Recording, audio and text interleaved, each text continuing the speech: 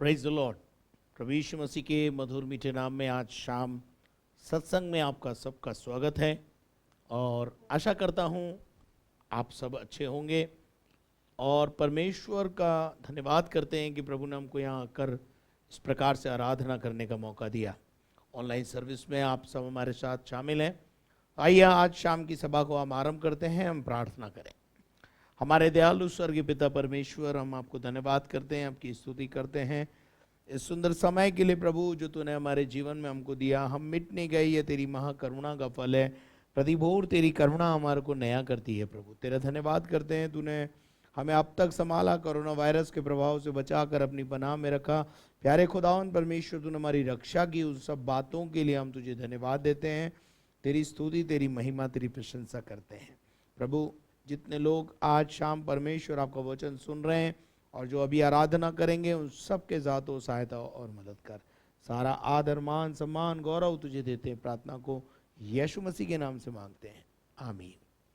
ये समय है कि हम प्रभु की आराधना में जाएंगे और ब्रदर एनोश और उनकी टीम के साथ मिलकर हम परमेश्वर की आराधना करेंगे। जब आराधना की जाती है तो आत्मा और सच्चाई से हम उसका भजन करें, उसकी स्तुति करें, उसकी तारीफ करें। हालेलुया। तो आइए इस समय कि हम आराधना में जाएं।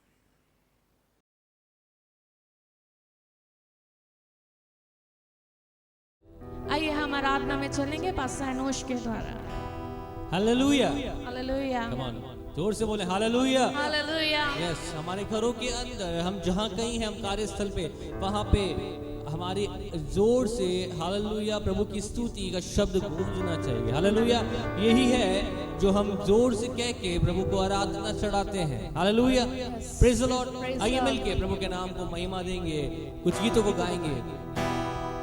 जब गीत गाते हैं तालियां बजा के आनंद के साथ में प्रभु को आराधना चढ़ाएं।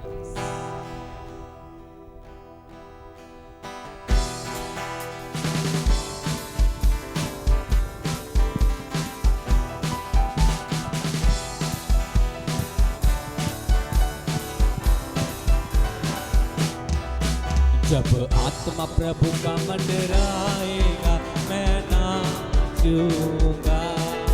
जब आत्मा प्रभु का मंडराएगा, मैं नाचूंगा। जब आत्मा प्रभु का मंडराएगा, मैं नाचूंगा। जब आत्मा प्रभु का मंडराएगा, मैं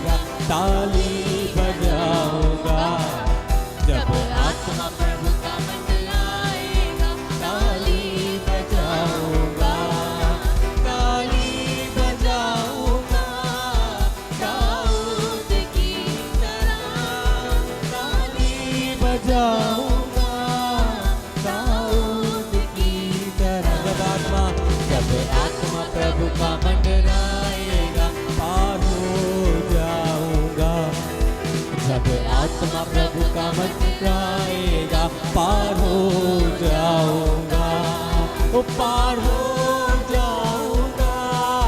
मूसा की तरह पार हो जाऊंगा, मूसा की तरह। जब आत्मा प्रभु का मंडराएगा, मैं हाथ उठाऊंगा। जब आत्मा प्रभु का मंडराएगा, मैं हाथ उठाऊंगा।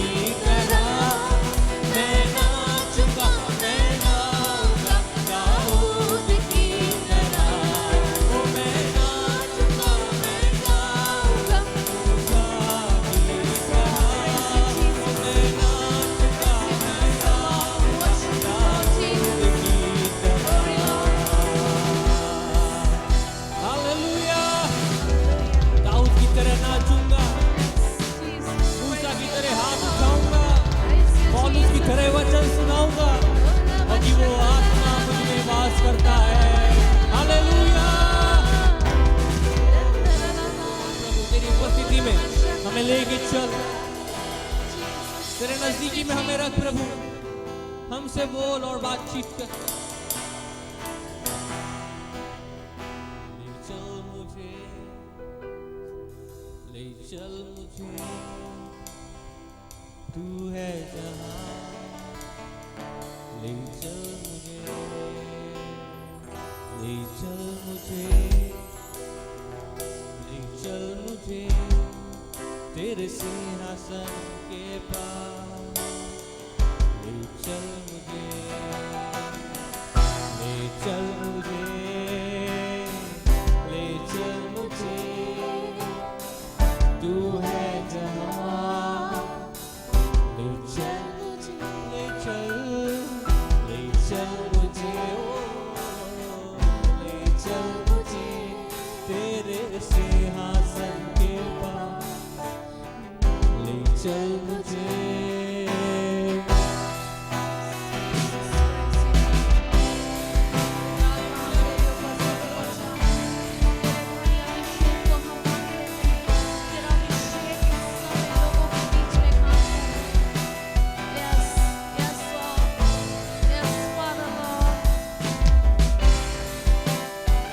आंखों को बंद करके आराधना प्रभु की करें। मैं तेरे पास आता हूँ पवित्र दिल से, आराधना मैं करता हूँ प्रेमी मन से। मैं तेरे पास आता हूँ पवित्र दिल से, आराधना मैं करता हूँ प्रेमी मन से। तुझे ढूंढता हुआ, तुझे चाहता हुआ, मुझे खींच ले, मैं दौड़ूंगा।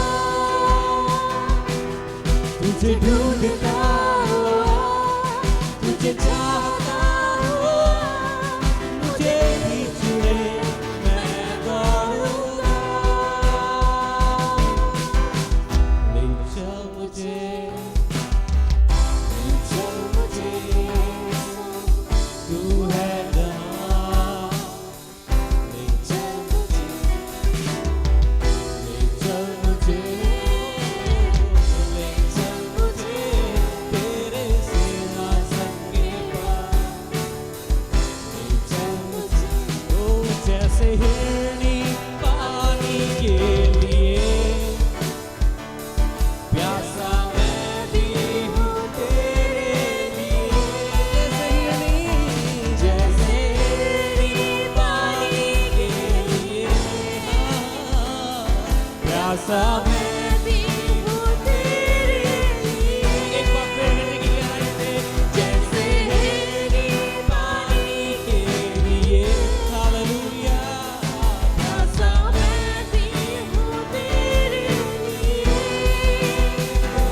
तुझे ढूंढता हुआ, तुझे चाहता हुआ, मुझे खींच ले, मैं दौड़ूंगा। तुझे ढूंढता हुआ, तुझे चाहता हुआ, मुझे खींच ले, मैं दौड़ूंगा। ले चल मुझे, ले चल मुझे, तू है जहां। ले चल मुझे, ले चल मुझे, हो ले चल मुझे, हाथ थाम के मेरा। ले चल मुझे, तू है जहां। ले चल मुझे, हाथ थाम के मेरा। ले चल मुझे।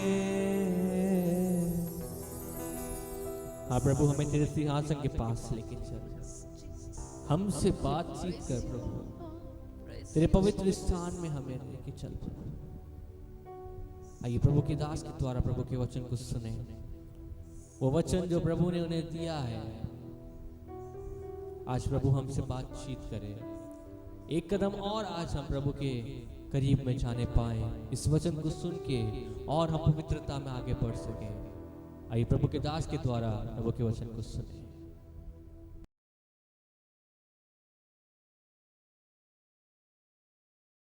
तो अभी हमने परमेश्वर की आराधना को किया है और अब समय है कि हम परमेश्वर के वचन की ओर जाएं। आशा करता हूं आप सब ने जो भजन स्तुति आराधना हुई है उसमें आप आनंदित हुए होंगे और आप सब ने मिलकर उसको प्रसन्न करने का काम किया है। हालेलुया। तो आज शाम हम परमेश्वर के वचन में से निकालेंगे लूका रचित सुसमाचार और उसका 11वां अध्याय और उसके 14 पद से लेकर 20 पद तक हम पढ़ेंगे। फिर उसने एक गूंगी दुष्ट आत्मा को निकाला। जब दुष्ट आत्मा निकल गई तो गूंगा बोलने लगा और लोगों को अचंभा हुआ, परंतु उनमें से कुछ ने कहा, यह तो बालजबूल नामक दुष्ट आत्माओं के प्रधान की सहायता से दुष्ट आत्माओं को निकालता है। औरों ने उसकी परीक्षा करने के लिए उससे आकाश का एक चिन्ह मांगा, परंतु उसने उनके मन की बात जानकर उनसे कहा, जिस जिस राज्य में फूट होती है वह राज्य उजड़ जाता है और जिस घर में फूट होती है वह नष्ट हो जाता है। यदि शैतान अपना ही विरोधी हो जाए तो उसका राज्य कैसे बना रहेगा? क्योंकि तुम मेरे विषय में तो कहते हो कि यह शैतान की सहायता से दुष्ट आत्मा निकालता है। भले यदि मैं शैतान की सहायता से दुष्ट आत्माओं को निकालता हूँ तो तुम्हारी संतान किसकी सहायता से निकालते हैं? इसलिए वे ही तुम्हारा न्याय चुकाएंगे। परंतु यदि मैं परमेश्वर की सामर्थ्य से दुष्ट आत्माओं को निकालता हूँ तो परमेश्वर का राज्य तुम्हारे पास आ पहुंचा है। आमीन, प्रेज द लॉर्ड। यहां पर हम यीशु मसीह के देह के दिनों में देखते हैं कि फिर उसने एक गूंगी दुष्ट आत्मा को निकाला। एक ऐसी दुष्ट आत्मा जो लोगों के जीवन में गूंगापन लेके आती है, बहरापन लेकर के आती है, दुर्बल कर देती है, निर्बल कर देती है, हर तरीके से कमजोर कर देती है, तोड़ देती है। मेरे अजीजों, दुष्ट आत्माओं का काम है कि जब वो किसी व्यक्ति में समा जाती है तो वो उसको और उसके परिवार को और उसके घर को नष्ट और नाबूद कर देती है। दुष्ट आत्माएं हमेशा दुख पहुंचाने का काम करती हैं, हमेशा मनुष्य के जीवन में उजाड़ लेकर के आती हैं। इस बात को अच्छी रीति से आप समझ लेना। वो जब दुष्ट आत्माओं का कब्जा मनुष्य के जीवन पर हो जाता है तो वो इंसान जो है चिड़चिड़ा हो जाता है, डिप्रेशन में चला जाता है, अजीब अजीब हरकतें करने लगता है और एक साधारण से व्यक्ति में 10 व्यक्तियों से पंजी ना आए ऐसी एक शक्ति उत्पन्न हो जाती है और वो खाना खाता है तो खाता ही रहता है और पानी पीता है तो पानी पीता रहता है और अधिक मात्रा में सब चीज़ों का सेवन करना या किसी चीज़ों को बिल्कुल परित्याग कर देना, नींद ना आना, ये सारे जो सिम्टम्स हैं, ये सारे के सारे जो सिम्टम्स हैं वो दुष्ट आत्मा के सिम्टम्स हैं। अब इसमें और मानसिक तनाव के रोगी में अंतर करना हमारे लिए बहुत दिक्कत का विषय हो जाता है। लेकिन जो परमेश्वर के लोग हैं, जो सचमुच में आत्मा से भरे हुए लोग हैं, वो मानसिक तनाव के रोगी को और दुष्टात्मा से ग्रसित लोगों के जीवन को परख लेते हैं और जांच लेते हैं। और मेरे पास कई लोग आते हैं और वो ये समझ कर आते हैं कि भाई हमारे अंदर इस बच्ची में या इस लड़के में, इस लड़की में दुष्ट आत्मा है या इस महिला में दुष्ट आत्मा है। और जब हमारे पास वो लेकर के आते हैं और जब हम उसे एब्जॉर्वेशन के अंदर जाते हैं, उसको परखते हैं और जांचते हैं, हम स्पष्ट रूप से उनको बता देते हैं कि ये दुष्ट आत्मा का केस नहीं है और ये मानसिक तनाव का रोगी है और इसका इलाज कराइए, सब कुछ ठीक हो जाएगा। हम खुद डॉक्टर के पास जाने की एडवाइस भी कभी कभी देते हैं। जब हम मुनासिब समझते हैं तब। तो मेरे प्यारे भाई बहनों, परमेश्वर के वचन में लिखा है कि 14 पद में लिखा है, फिर उसने एक गूंगी दुष्ट आत्मा को निकाला। ये जो निकाला जो शब्द है, इस पर थोड़ा सा ध्यान दें। मैं कटाक्ष नहीं करना चाहता और मैं ना ही उनके विरोध में जो दुष्टात्माओं के इलाज करते हैं उनके विरोध में बोलना चाहता हूं, परंतु मैं आपको बताना चाहता हूं, समझने वाले अगर समझना चाहते हैं तो समझ जाएं। दुष्टात्मा को निकालना और दुष्टात्मा को अपने कब्जे में करके रखना, इन दोनों चीजों में बहुत अंतर होता है। अपने पास प्राप्त लोग, बहुत सारे तांत्रिक लोग, बहुत सारे बाबा लोग, बहुत सारे जगहों पर आप जब जाते हैं तो वहां भी ऐसा आपको लगता है कि दुष्टात्मा निकाल दी है, परंतु आपको बता देना चाहता हूं, दुष्टात्मा निकलती नहीं है, परंतु दुष्टात्मा शांत हो जाती है। बाबा बाबी अपनी शक्ति के द्वारा जो सिद्धि उन्होंने प्राप्त की होती है, उसके माध्यम से उस दुष्टात्मा को अपने कब्जे में कर लेते हैं। या मैं अगर अपनी भाषा में, मारवाड़ी भाषा में बोलूं तो छोटे सांप पर बड़े सांप बैठा देते हैं। और वो आप सभी जानते हैं कि किसी भी बाबा के पास आप जाते हैं तो वो आपसे कुछ पैसा लेकर के 2151 जो भी पैसा लेकर के आपको एक डोरा दे देते हैं, ताबीज़ बना के देते हैं, उसको बांधते हैं। वो आपको पता है कभी कभी वो ताबीज़ 3 महीने काम करता है, उतर जाता है। ऐसी कई प्रॉब्लम्स आपकी लाइफ में होती हैं और आपको फिर से उस बाबा के पास जाना पड़ता है, या ताबीज़ खो जाता है, या ताबीज़ टूट जाता है, या ताबीज़ उतर जाता है। ऐसी बहुत सारी बातें हैं।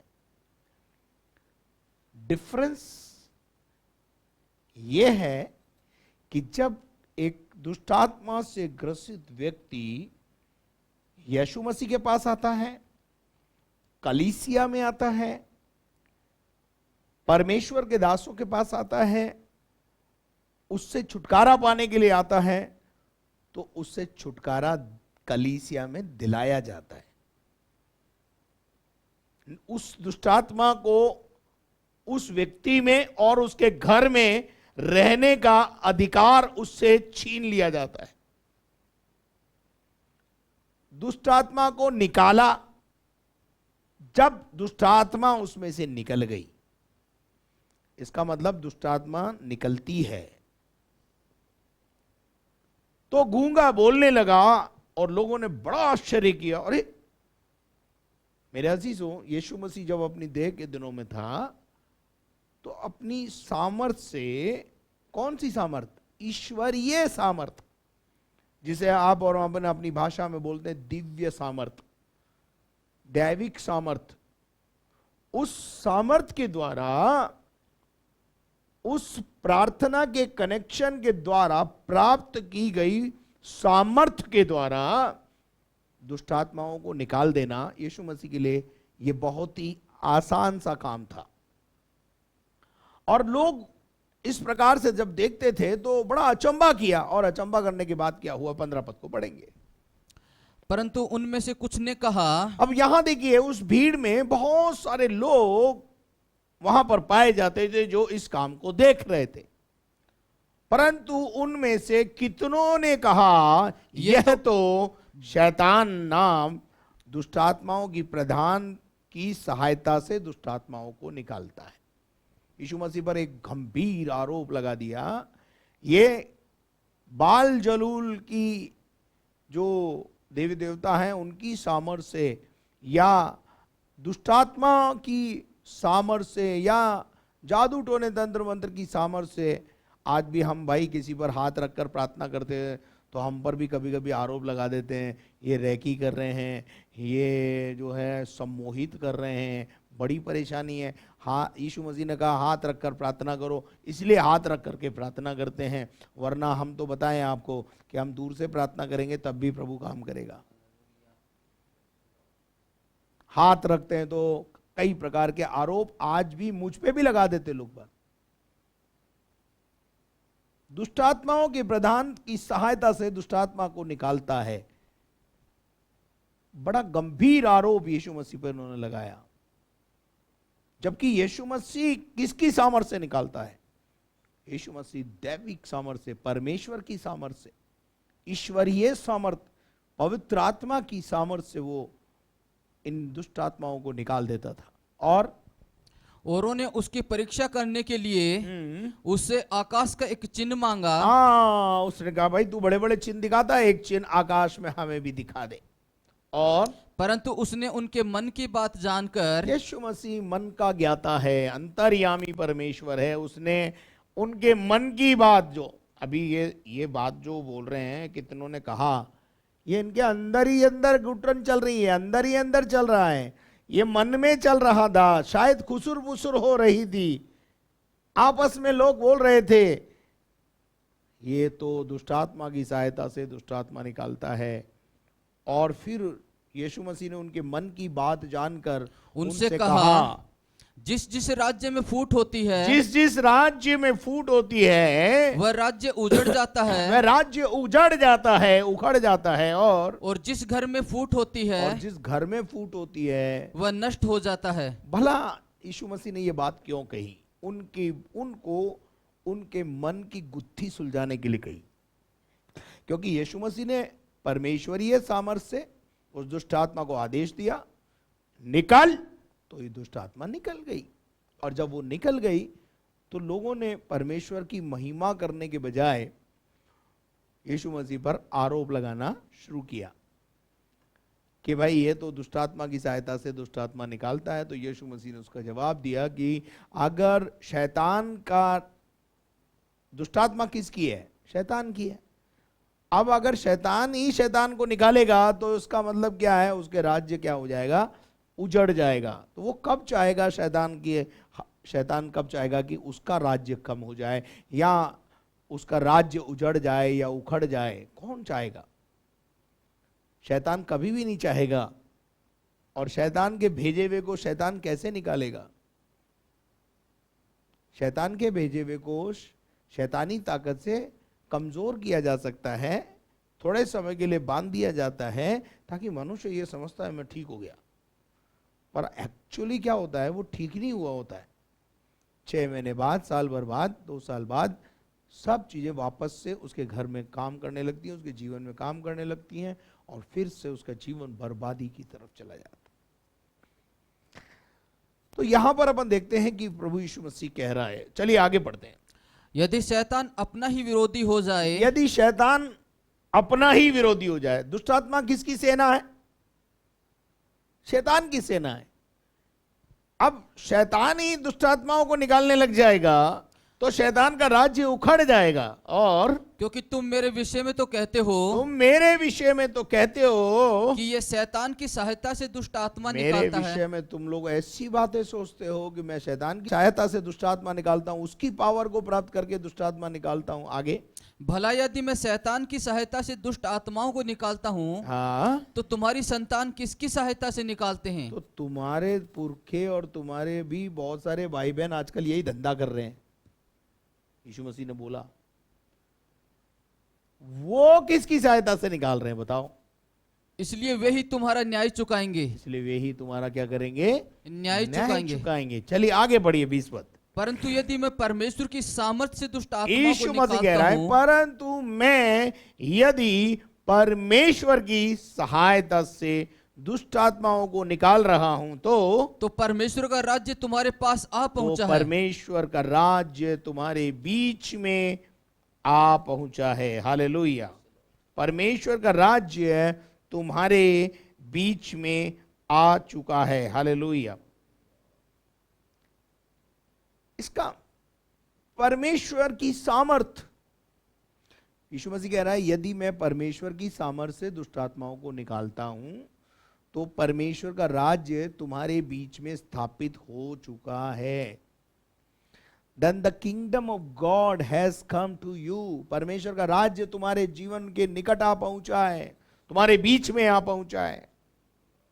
मेरे अजीजों, परमेश्वर की सामर्थ को, परमेश्वर के अद्भुत आश्चर्य कर्मों को समझना बहुत जरूरी है। यदि मैं परमेश्वर की सहायता से दुष्ट आत्माओं को निकालता हूं तो परमेश्वर का राज्य तुम्हारे बीच में आ गया है। अब मैं आपको बताना चाहता हूं कि ये परमेश्वर का राज्य जब हमारे जीवन में आता है तो सबसे पहली बात अभी हमने देखा, दुष्ट आत्माओं को निकाल देता है। तो परमेश्वर का राज्य हमारे जीवन में और क्या क्या करता है? परमेश्वर का राज्य जब हमारे जीवन में, हमारे घर में स्थापित होता है तो परमेश्वर हमारे जीवन को बदलता है। यीशु मसीह धर्म बदलने नहीं आया और ना ही धर्म चलाने आया, इसलिए यीशु मसीह जीवन बदलने आया है। जो लोग यीशु मसीह के पीछे आते हैं, यीशु मसीह उनके जीवन में परिवर्तन करता है। हालेलुया। परमेश्वर का राज्य उस घर में स्थापित हो जाता है, शैतान के राज्य को उखाड़ करके फेंक देता है। मैं यहां पर बहुत अच्छी आयत मुझे याद आती है, पहला यूहन्ना 3:8, उसको मैं पढ़ाना चाहूंगा कि आप उसको पढ़ें। जो कोई पाप करता है, जो पाप करता है वह शैतान की ओर से है, शैतान की ओर से है, क्योंकि शैतान आरंभ ही से पाप करता आया शैतान है। का प्रॉब्लम है, वो आरंभ से पाप करता आया है। परमेश्वर का पुत्र इसलिए प्रकट हुआ परंतु यीशु मसीह इस दुनिया में इसलिए प्रकट हुआ है कि शैतान के कामों का नाश करे। कि शैतान के कामों का नाश करे, शैतान के साम्राज्य को उखाड़ के फेंक दे। कलीसिया का ड्यूटी है कि वो शैतान के साम्राज्य को लोगों के जीवन में से उखाड़ कर फेंक दे। परंतु किसकी सामर्थ से? परमेश्वर की सामर्थ से। The power of God, the power of almighty God. परमेश्वर के राज्य को आपके और मेरे जीवन में, हमारे बीच में स्थापित करने के लिए परमेश्वर ने इस धरती पर कलीसिया को रखा है। चर्च का काम है कि चर्च अपने शहर के अंदर अंधकार की शक्तियों के कामों को, शैतान के कामों को, जादू टोने तंत्र मंत्र करने वालों के कामों को, तांत्रिक विद्याओं को, उनको उखाड़ कर फेंक दे। लोगों को तांत्रिकों के पास जाने की जरूरत नहीं पड़े, पर प्रार्थना के द्वारा लोगों के बंधन टूटने लगे। This is the work of church. और जब परमेश्वर का राज्य स्थापित होता है तो एक आयत मुझे याद आ रही, जरा हम उसको पढ़ेंगे, निकाल के पढ़े हम। रोमियो की पत्री 14वां अध्याय और उसके 17 पद को पढ़ें। 17 से पढ़ेंगे आगे तक, 17 से 19 तक पढ़ेंगे और समझेंगे। पढ़े। क्योंकि परमेश्वर का राज्य खाना पीना नहीं। Listen carefully. परमेश्वर का राज्य खाना पीना नहीं है, लंगरबाजी नहीं है। लंगर करते हो उसमें कोई बड़ी बात नहीं है, कोई अच्छी बात है, लोगों को खाना खिलाना अच्छी बात है, पर बस खाना खिलाना या उनकी शारीरिक भूख मिटा करके भेज देना बहुत बढ़िया काम समझते हैं लोग। पूरे पंजाब में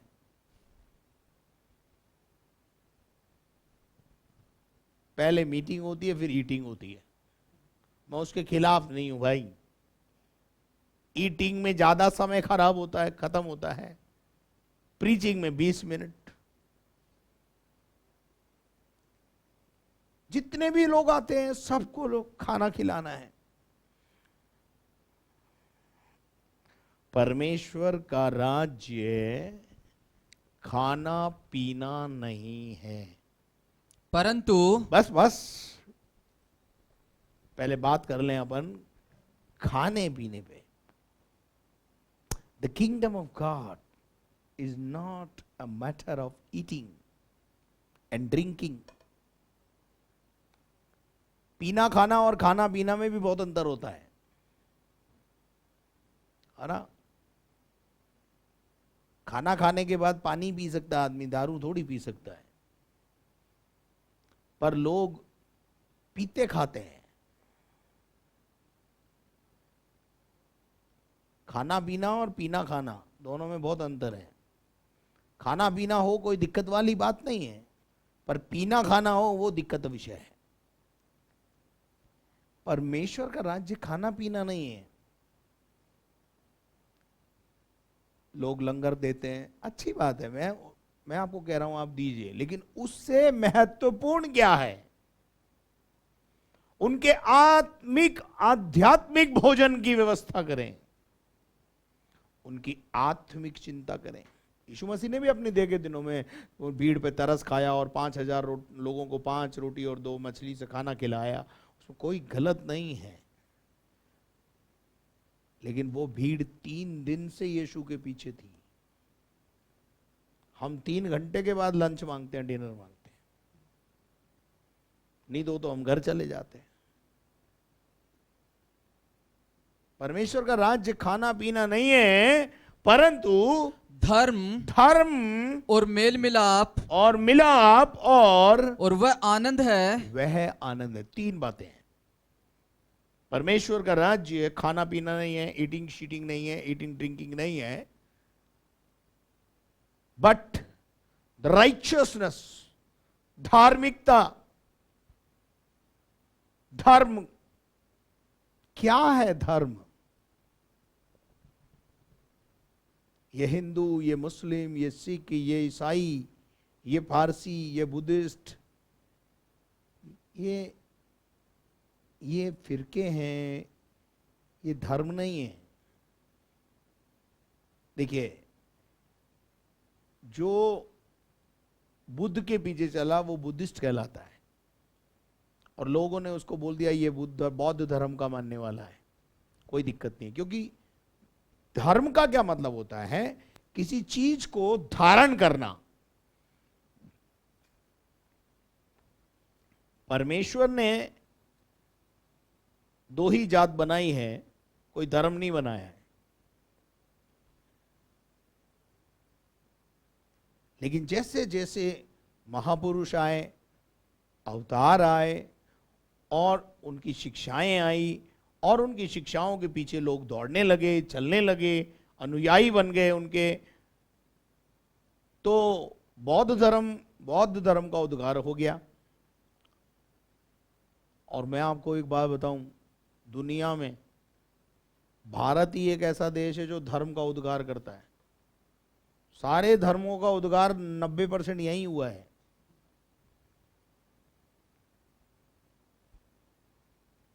ये हमारे लिए बहुत खुशी की बात है कि सारे अवतार, महात्मा, महापुरुष भारत की धरती पर पैदा हुए हैं। और फिर दूसरा एक और बात बोलूं, एशिया में ही उत्पन्न हुए हैं। एक महाद्वीप है हमारा एशिया, और उसमें भारत है, उसमें उत्पन्न हुए हैं। और ईसा मसीह भी एशिया माइनर में पैदा हुआ। और जो यीशु मसीह की शिक्षा के पीछे चलने लोगों उसे ईसाई कहने लगे। तो एक्चुअली धर्म है क्या? उसके लिए आप पढ़ेंगे व्यवस्था विवरण 6 अध्याय उसके 25 पद को। और यदि हम अपने परमेश्वर यहोवा की दृष्टि में उसकी आज्ञाओं के अनुसार इन सारे नियमों के मानने की चौकसी करें, तो ये हमारे लिए धर्म ठहरेगा। अब मैं आपको बताना चाहता हूं, देखिए बहुत सिंपल सी बात है। जब हम बोलते हैं स्त्री धर्म, तो स्त्री का धर्म क्या है? वो पुरुष की आज्ञाओं का पालन करे, अपने अपने पति का आज्ञाओं का पालन करे और अपने पति की अधीनता में रहे। ये स्त्री का धर्म है। बच्चों का धर्म क्या है? वो अपने माँ बाप की आज्ञाओं का पालन करे, माँ बाप की इच्छा को पूरा करे। यही बच्चों का धर्म है। इसका मतलब क्या है? किसी की अधीनता में रहना, किसी की आज्ञा में रहना, यही उसका धर्म है। और हमें परमेश्वर के नियम विधि विधान के अंतर्गत रहें, यही तो हमारा धर्म है। क्योंकि जिसने हमें बनाया है हम उसकी अधीनता में रहें, पहली बात। तो धर्म कभी भी लड़ना नहीं सिखाता है, कोई सा भी धर्म लड़ना नहीं सिखाता है, कोई सा भी धर्म विभाजित नहीं करता है, पर सब मिलाप की ओर चलते हैं, मेल मिलाप की बातें करते हैं, प्यार से रहने की बातें करते हैं। कौन से धर्मशास्त्र में लिखा है कि आपस में लड़ो? मुझे तो आज तक किसी धर्मशास्त्र में दिखाई नहीं पड़ा। हम आपस में लड़ना बंद करके मिलाप के साथ रहें, क्योंकि परमेश्वर का राज्य खाना पीना नहीं है, परंतु धर्म, मिलाप और वो आनंद है। क्योंकि मिलाप, क्योंकि मेल मिलाप के बिना आप कदाचित परमेश्वर को और उसके राज्य को देख नहीं सकते। मेल मिलाप बहुत जरूरी है, जो पवित्र आत्मा से होता है। हाँ, एक मिनट, उसमें अपन आगे चलेंगे बाद में, लेकिन यहां पर पहले पढ़ें इब्रानियों की पत्री 12वां अध्याय और उसके 14 पद को। सबसे मेल मिलाप रखो। प्रभु का वचन क्या कहता है? सबसे मेल मिलाप रखो। यहां ये नहीं लिखा है तुम भाई भाई हो मिलके रहो। सबसे, हर जाति हर भाषा बोलने वाले व्यक्ति से प्रेम करो, मेल मिलाप से रहो, और उस पवित्रता के खोजी हो, और उस पवित्रता के खोजी हो जिसके बिना कोई प्रभु को कदापि न देखेगा। प्रभु का मतलब है परमेश्वर को कभी भी नहीं देखेगा, उसकी सामर्थ्य को नहीं देखेगा। अगर आप अपने जीवन में उसकी सामर्थ्य को देखना चाहते हैं, मेल मिलाप का पीछा करें, मेल मिलाप को ढूंढें, मेल मिलाप स्थापित करने वाले बने। परमेश्वर के वचन में यीशु मसीह ने कहा धन्य है वे जो मेल कराते हैं। मेरे अजीजों, हमें मेल मिलाप की सेवा सौंपी गई है। और नंबर 3 वहां लिखा है वो आनंद है। Rejoice, rejoice in the Lord, प्रभु का वचन कहता है फिलिपियों 4:4 में, मैं फिर कहता हूं तुम आनंदित रहो, मैं फिर कहता हूं तुम आनंदित रहो। प्रभु में सदा आनंदित रहो, और मैं फिर कहता हूं आनंदित रहो। मेरे प्यारे लोगों, परमेश्वर का राज्य 3 बातें बताई गई यहां पे, धर्म, मिलाप और आनंद। क्या आज शाम मैं आपसे पूछना चाहता हूं, क्या आप के घर में शांति है, मेल मिलाप है? क्या आपके घर में आनंद है? आपके घर में आनंद जब तक रहता है जब तक टीवी चलता है। सब बैठ के सीरियल देखते हैं, उसके बाद लड़ते हैं।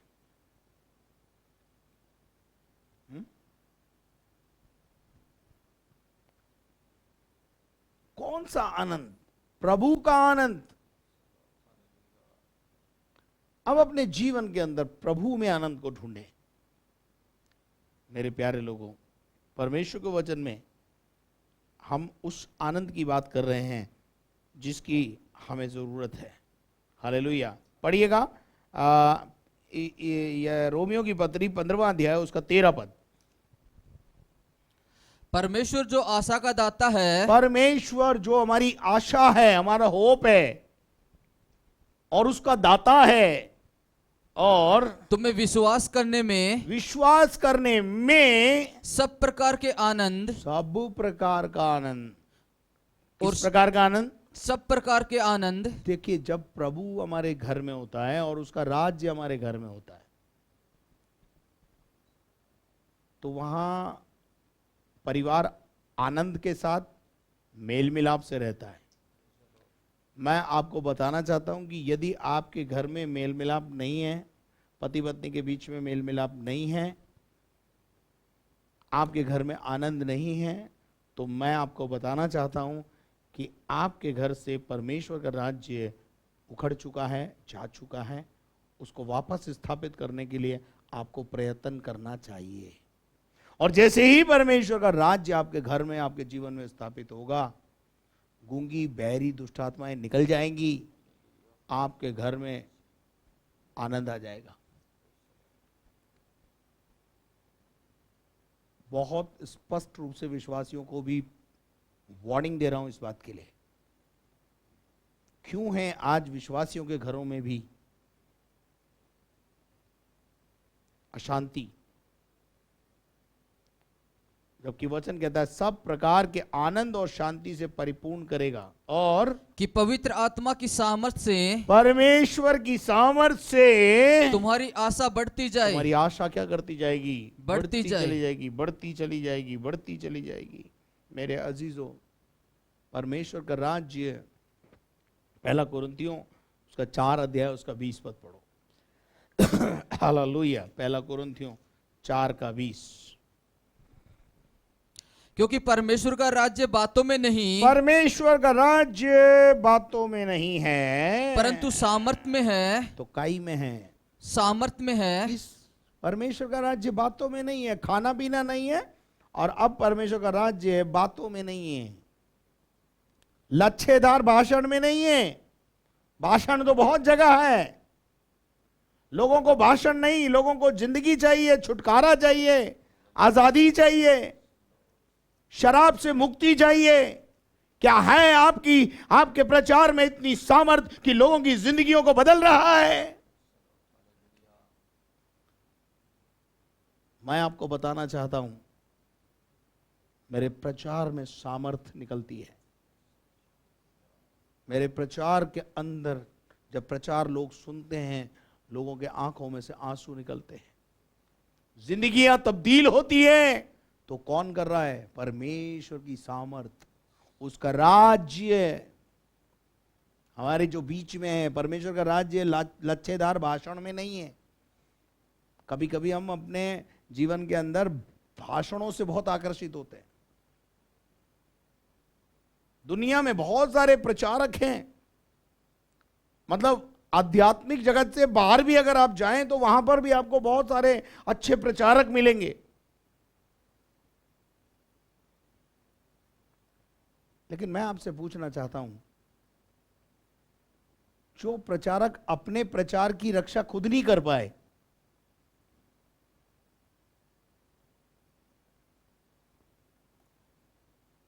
वो आपकी रक्षा कैसे कर पाएंगे?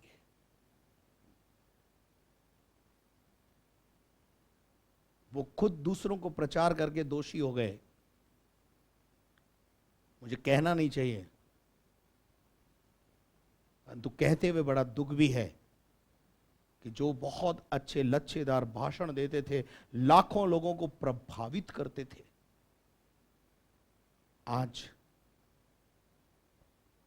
वो अपने ठिकानों पे नहीं है। वो कहां हैं वो आप जानते हैं। मैं इस मंच से बोल करके उन्हें लज्जित नहीं करना चाहता, पर मैं आपको समझाना चाहता हूं, परमेश्वर का राज्य बातों में नहीं है, लच्छेदार बातों में नहीं है, चुटकुलों में नहीं है, कथा कहानियों में नहीं है, जिनमें आज लोग फंसे हुए हैं, ढूंढ रहे हैं। परमेश्वर का वचन कहता है, पौलुस कहता है, कथा कहानियों से भाग, सत्य का पीछा कर। Praise the Lord. वो कहता है इन बातों से तू भाग, कथा कहानियों में कुछ नहीं रखा है। मैं आपको बताना चाहता हूं, जब ये बाइबल खुलती है, जब हम बाइबल पढ़ने लगते हैं, दुष्ट आत्मा कांपने लगती है। क्यों? परमेश्वर का राज्य है, उसकी सामर्थ।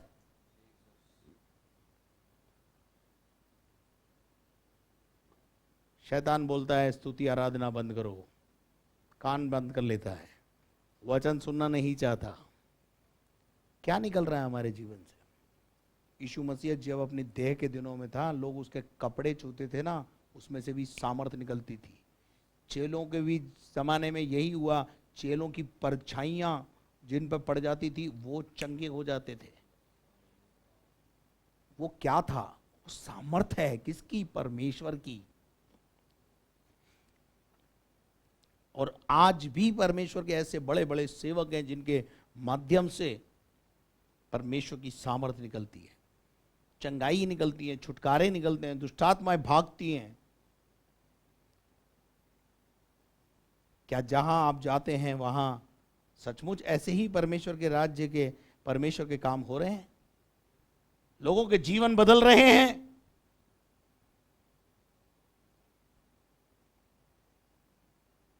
पाप का रास्ता छोड़ने पर मजबूर करता है परमेश्वर का राज्य। परमेश्वर का राज्य बातों में नहीं है। The kingdom of God is a matter of talk but of power. सामर्थ्य दिखाई देनी चाहिए परमेश्वर की। और मैं आपको बताना चाहता हूं, यीशु मसीह इस दुनिया में दुष्टात्मा निकालने नहीं आया, बीमार चंगे करने नहीं आया। उद्देश्य उसका यह नहीं है। पर जो आए कि भाई बीमार चंगा होने आया तो यीशु मसीह ने उसको किया। उद्देश्य यह नहीं है, ध्यान रखना। यीशु मसीह का उद्देश्य मुर्दे जिंदा करने यहां पे नहीं आया धरती पर। नहीं तो अपनी देह के दिनों में लाखों मुर्दे जिंदा करता वो, पर अपने जीवन काल के अंदर 3 ही मुर्दे जिंदा करके उसने ये बताने की कोशिश करी कि परमेश्वर की सामर्थ मुझ में है, बस। और तीसरे दिन परमेश्वर ने उसे जिंदा करके ये साबित कर दिया कि ये मेरा पुत्र था, है। Praise the Lord. परमेश्वर का राज्य बातों में नहीं है, भाषण में नहीं है, सामर्थ में है। क्या जिन जगहों पर आप आराधना करने के लिए जाते हैं वहां परमेश्वर की सामर्थ है? परखिए, जांचिए। जीवन बदलने की सामर्थ है? नहीं ना। तो आप क्या केवल लच्छेदार भाषण सुनना पसंद करते हैं? कथा कहानी सुनना पसंद करते हैं? कहानियां सुनना पसंद करते हैं? परमेश्वर का राज्य बातों में नहीं है, स्टोरीज में नहीं है, परंतु अपनी सामर्थ्य के साथ प्रकट होता है। लोगों के जीवन में जब वो जाता है तो लोग पश्चाताप करते हैं, रोते हैं।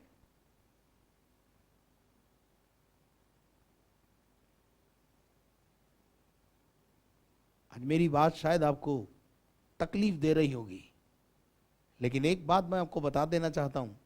जब आपके कहीं दर्द होता है, फोड़ा होता है, तो जब आप डॉक्टर के पास जाते हैं तो उसको वो दबा के निकालता है, और जब वो दबाता है तो दर्द होता है। आज शायद आपको दर्द हो रहा होगा, पर ये दर्द आपके जीवन की पस को बाहर करेगा, और जब पस बाहर हो जाएगी तो आपको रिलीफ मिलेगा। शराबी शराब छोड़ते हैं, दुष्ट आत्माएं निकलती हैं, लंगड़े चलने लगते हैं, अंधे देखने लगते हैं। ऐसे बड़े बड़े आश्चर्य क्रम यीशु मसीह के समय में हुए।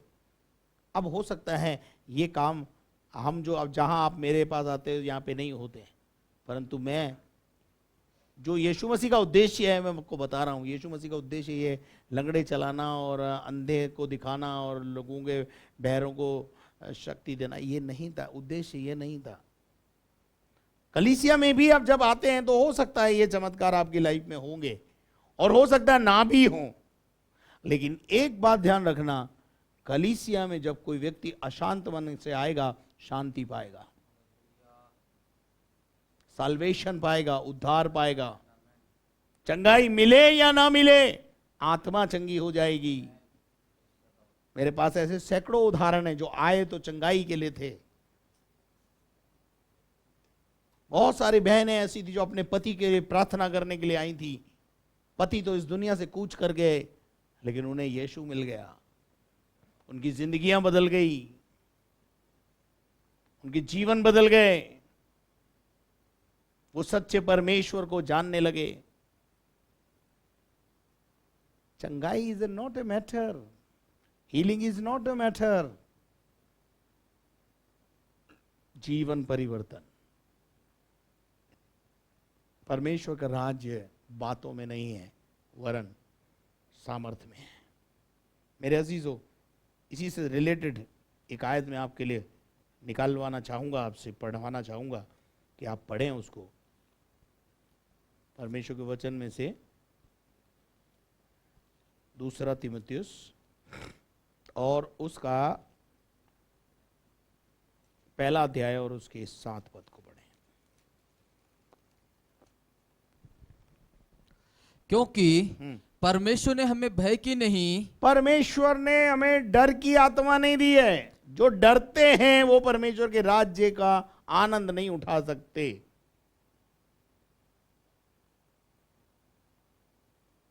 प्रभु के वचन में मत्ती 10:28 में लिखा है, केवल उसी से डरो जिसे तुम्हारी आत्मा और शरीर दोनों को घात करने की सामर्थ है, अधिकार है। आप क्यों मनुष्यों से डरते हो? क्यों आप मनुष्य से डरते हो? कौन सा डर है आपके जीवन में? चलिए आगे बढ़े।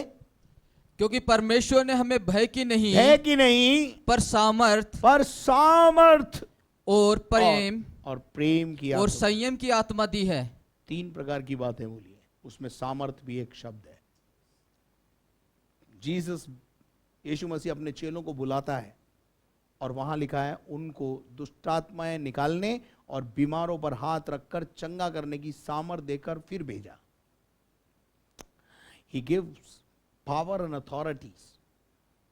यीशु मसीह हमें पावर एंड अथॉरिटी देता है। परमेश्वर का राज्य पावर में है, शक्ति में है, सामर्थ में है। मेरे अजीजों, आओ हम फिर वापस रोमियो की पत्री 14वां अध्याय और उसके 17, 18, 19 पद को पढ़ें। क्योंकि परमेश्वर का राज्य खाना पीना नहीं है, परंतु धर्म और मेल मिलाप और वह आनंद है, और वो रिजॉइस है, आनंद है, और जो पवित्र आत्मा से होता है। काई से होता है? पवित्र आत्मा से। ये पवित्र आत्मा क्या होता है? ये त्रिएक परमेश्वर का एक भाग है। ये जब हमारे जीवन में आता है, अगर आप प्रेरितों के काम 1 अध्याय उसके 8 पद को पढ़ें, वहां क्या लिखा पढ़िए। परंतु जब पवित्र आत्मा तुम पर आएगा, जब पवित्र आत्मा तुम पर आएगा, तब तुम सामर्थ पाओगे। तुम लल्लू पंजू नहीं रहोगे।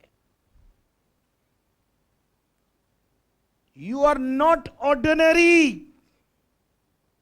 When you receive the power, when you receive the Holy Spirit, then you become a strength. तुम्हारे पास एक सामर्थ होगी, और उस सामर्थ के माध्यम से क्या होगा मालूम है? यरूशलेम और सारे यहूदिया और सामरिया में पृथ्वी के छोर तक तुम मेरे गवाह होगे। और प्रेरितों के काम 2 अध्याय के अंदर वहां लिखा है, जब पवित्र आत्मा उन पर उतरा तो वो सामर्थ से भर गए, अन्य अन्य भाषा बोलने लगे। और जब वो पवित्र आत्मा से भरकर पत्रस प्रचार करने लगा, 3000 यहूदियों को का जीवन बदल गया। और वो आकर पूछने लगे, हे साहिबो, नजात पाने के लिए, उद्धार पाने के लिए हम क्या करें? 2:37 में लिखा हुआ है, तब सुनने वालों के हृदय छिद गए। प्रचार ऐसा किया, सामर्थ के साथ प्रचार हुआ और सुनने वालों के हृदय छिद गए। अरे हम वो लोग हैं जो लोगों के हृदय छेद देते हैं। परमेश्वर की सामर्थ, वचन जब सामर्थ के साथ आता है तो लोगों के हृदय छेदता है। आज भी मैं गारंटी देता हूं कि ये डेली ब्रेड कार्यक्रम लोगों के हृदयों को छेद रहा है। मेरे पास कई फोन आते हैं, कई अन्य राज्यों से फोन आते हैं, और वो बोलते हैं कि आपके इस प्रचार ने हमारे जीवन बदल दिए। गवाहियां हैं मेरे पास जब करीबी, सुनना चाहते हैं तो मैं आपको बताने के लिए तैयार हूं। और वो पूछने लगे कि हे भाइयों, हम क्या करें? और वे पत्रस और शेष प्रेरितों से पूछने लगे, आगे, हे भाइयों, हम क्या करें? पत्रस ने उनसे कहा, मन फिराओ और तुम में से हर एक अपने अपने पापों की क्षमा के लिए, पापों की क्षमा के लिए यीशु मसीह के नाम से बपतिस्मा ले। यीशु मसीह वाला बपतिस्मा ले, तो तू पवित्र आत्मा का दान पाओगे। तो क्या पाओगे? तुम पवित्र आत्मा का दान पाओगे। क्या पाओगे? पवित्र आत्मा का दान। ये पवित्र आत्मा जब तुम्हारे अंदर आएगा तुम्हें सामर्थी बना देगा, बम का गोला बना देगा। दुष्ट आत्माएं देखकर थर थर थर थर थर थर पवित्र आत्मा से भरे हुए व्यक्ति के सामने दुष्ट आत्मा ठहर नहीं सकती है, बीमारियां ठहर नहीं सकती हैं।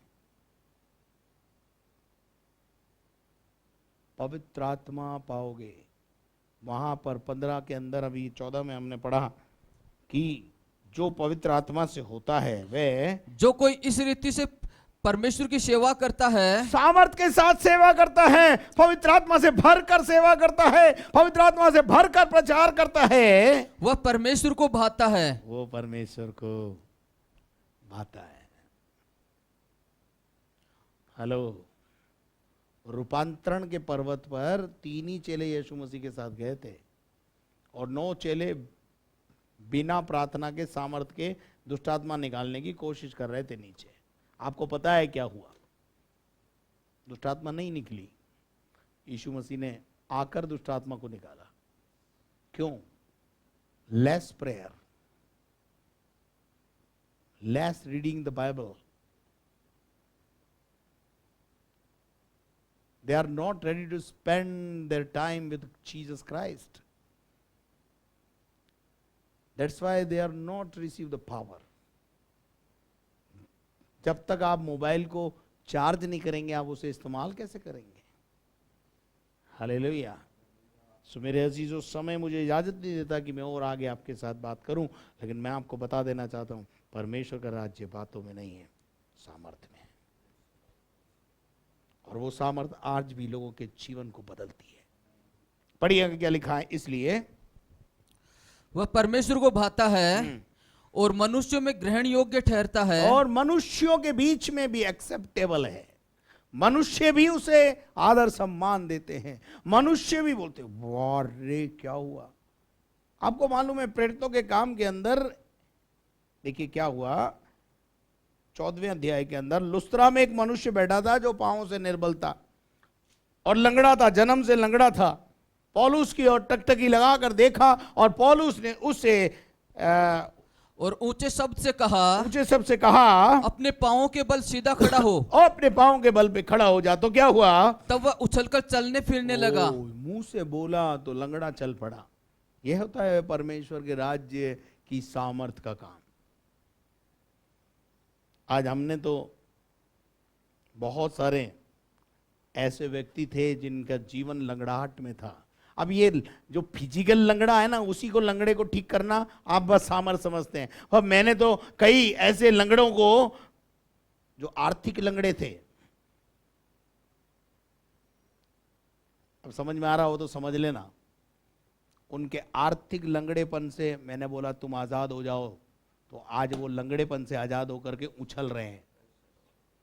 एक समय वो था दे दो जी, आज उनका लंगड़ापन मेरे प्रार्थना के माध्यम से, सामर्थ के माध्यम से दूर हो गया और आज वो है दे दो जी।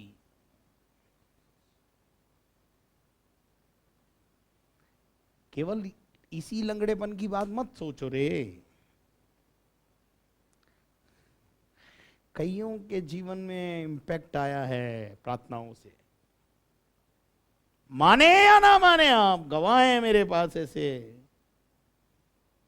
आपके नहीं मानने से क्या फर्क पड़ जाता है? दुनिया बोलती है कि ये उनकी प्रार्थनाओं से पल रहा है, जनता गवाही देती है। तुम मानो या ना मानो, तुम भले कितना छुपाओ अपने आप को, लेकिन जनता बोलती है ये उनकी प्रार्थनाओं से फल रहे फूल रहे हैं। और वो उसके बाद क्या हुआ मालूम है? वो सारे लोग जो हैं पौलुस और उसके लिए जो हैं भेंट वेंट लाने लगे। तो क्या हुआ देखेंगे जरा, 14 पद पढ़ें इसका,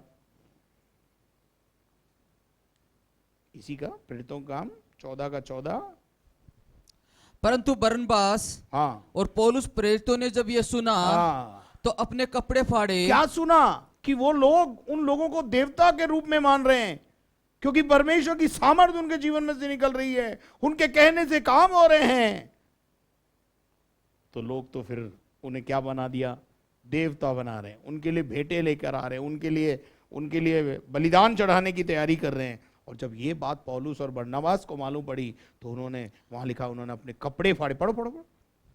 परंतु बरनबास और पौलुस प्रेरितों ने जब ये सुना तो अपने कपड़े फाड़े हाँ और भीड़ में लपक के हाँ, और पुकार कर कहने लगे, और उनको पुकार करके लोगों को कहने लगे, हे लोगों, हे लोगों, तुम क्या करते हो? तुम ऐसा मत करो, हम भी तुम्हारे समान, पढ़ो, दुख सुख भोगी मनुष्य हम भी हैं। तुम्हारे समान दुख सुख भोगी मनुष्य हैं। तुम ऐसा सोच रहे हो मानो हमने अपनी ताकत से इसको चंगा कर दिया, इसको लंगड़े को चला दिया।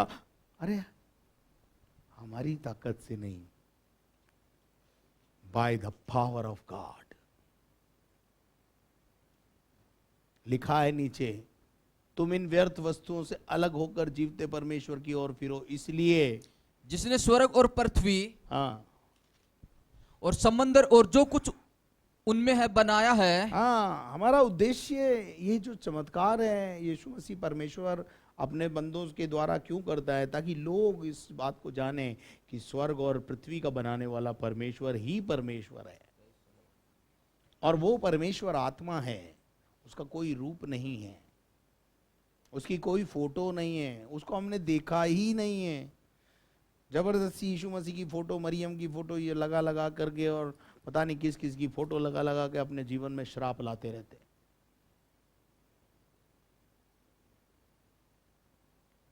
10 हुक्म में लिखा हुआ है कि तू मेरे लिए कोई अपनी मूर्ति खोद करके मत बनाना, ना मेरे लिए मेरी कोई प्रतिमा बनाना। उसके बाद भी मानते नहीं। परमेश्वर का राज्य बातों में नहीं है वरन सामर्थ्य में है। मेरे अजीजों, प्रचार के लिए मेरे पास बहुत कुछ है, लेकिन यहाँ लिखा है इसलिए इन बातों का प्रयत्न कर, जो इसलिए हम उन बातों में लगे रहें हाँ जिनमें मेल मिलाप जिनमें मेल मिलाप और एक दूसरे का सुधार हो। एक दूसरे का सुधार हो, एक दूसरा सुधर जाए। यीशु मसीह का मुख्य उद्देश्य चंगाई छुटकारा नहीं है, दुष्ट आत्मा निकालना नहीं है, मुर्दे जिलाना नहीं है। इस बात का उत्तर पतरस ने यूहन्ना के 6 अध्याय उसके 66 पद में कहा, हे प्रभु, अनंत जीवन की बातें तो तेरे पास है, हम कहां जाएं? हम कहां जाएं? स्वर्ग की बातें तो तेरे पास है। मेरे अजीजों, आज शाम परमेश्वर इस वचन के द्वारा आपको आशीष दे। आइए अपनी आंखों को बंद करें और परमेश्वर के राज्य को बातों में नहीं ढूंढें, परंतु सामर्थ्य में ढूंढें। जीवन परिवर्तन करेगा वो आपका, हृदय परिवर्तन करेगा वो आपका, आपके घर में मेल मिलाप लाएगा, आपके घर में आनंद लाएगा। लड़ाई झगड़े टंटे आपके घर से दूर होंगे। लेकिन अगर आपके घर में अभी भी लड़ाई झगड़े टंटे हैं, तो परमेश्वर के राज्य के उखड़ जाने की, या तो उखड़ चुका है या उखड़ जाने वाला है। इससे पहले कि वो खत्म हो जाए, आप प्रभु के राज्य को वापस स्थापित करने के लिए तौबा कर लें, पश्चाताप करें। आइए हम अपनी आंखों को बंद करें। हमारे दयालु स्वर्गीय पिता, हम तेरा धन्यवाद देते हैं आज की शाम के लिए। लोगों के जीवन को छू परमेश्वर, टच देम लॉर्ड। प्रभु अपना अद्भुत आश्चर्य कर्म कर, अपनी सामर्थ का प्रकटीकरण कर, प्रकट कर कि ये तेरे बच्चे और तू इनका परमेश्वर है। Heal in Jesus name every physical problems, शारीरिक प्रॉब्लम्स, शारीरिक बीमारियां, दुर्बलताएं, निर्बलताएं, सांसारिक निर्बलताएं, आर्थिक निर्बलता, यीशु के नाम में वो रिलीज हो जाए, उससे वो आजाद हो जाए। प्रभु, सुख संपत्ति, चैन, आराम इनके घरों में, इनके जीवन में हो, ये मेरी आपसे प्रार्थना है। धन्यवाद करता हूं तूने मेरी प्रार्थना को सुना है। जिनके आज जन्मदिन है और जिनके आज प्रभु मैरिज एनिवर्सरी, उन्हें आशीष दे। जो बीमार है उन्हें छू के चंगा कर। जो तांत्रिक विद्याओं से परेशान है उनकी आजादी की घोषणा करता हूं यीशु मसीह के नाम से। दुष्ट आत्माएं उनके घरों को छोड़कर अभी इसी समय निकल जाए यीशु के नाम में। Lord touch them Lord. इसी प्रोग्राम को सुनते सुनते परमेश्वर लोग रिलीज हो जाएं, लोग रिलीज हो जाएं, उनके घरों में तेरी सामर्थ पहुंच जाए, तेरा राज्य स्थापित हो जाए। धन्यवाद करते तूने मेरी प्रार्थना को सुना है। सारा आदर, मान, सम्मान, गौरव तुझे देते हुए प्रार्थना को यीशु मसीह के नाम से मांगते हैं। आमीन। और अब हमारे खुदावंद यीशु मसीह का फजल, खुदा बाप की मोहब्बत, पाक रूह की रिफाकत और शराकत अब से लेकर हमेशा तक हम तमाम ईमानदारों के साथ हमेशा तक होती रहे। और हम सब बोलें आमीन। Praise the Lord. यदि आपने हमारे चैनल को सब्सक्राइब नहीं किया तो सबसे पहले आप उसे सब्सक्राइब करें, बेल आइकॉन को दबाएं, लाइक करें, शेयर करें। और साथ में यदि आप अपने प्रार्थना के निवेदन हमें देना चाहते हैं तो अपने प्रेयर टावर के नंबर स्क्रीन पर हैं। और यदि आप इस सेवा में अपने आर्थिक योगदान को देना चाहते हैं, प्रार्थनाओं को देना चाहते हैं, आपका सादर आमंत्रित है। स्क्रीन के ऊपर आप बैंक डिटेल को ले सकते हैं और उसमें मदद कर सकते हैं। जैसा आप सबको पता है कि पिछले दिनों में भवन निर्माण का कार्य प्रगति पर था और है। आप लोगों से गुजारिश है कि यदि आपने हमें कमिटमेंट दिया है कि हम हर महीने इतना रुपया देकर इस भवन के निर्माण में योगदान देंगे, तो कृपया अपने कमिटमेंट अपने एरिया लीडर को दें या ऑफिस में आकर सुबह 10 बजे से लेकर 2 बजे तक हम आज विराजते हैं, आप आकर वहाँ जमा करा सकते हैं। Thank you very much, may God bless you. कल सुबह 9 बजे हम वहाँ पर आपके लिए रविवारी आराधना में आप शिरकत हासिल करेंगे और शाम को 4:30 बजे आप परमेश्वर के वचन को सुने। लाइव सर्विस देखना ना भूलें। कृपया घर में रहें, सुरक्षित रहें। धन्यवाद।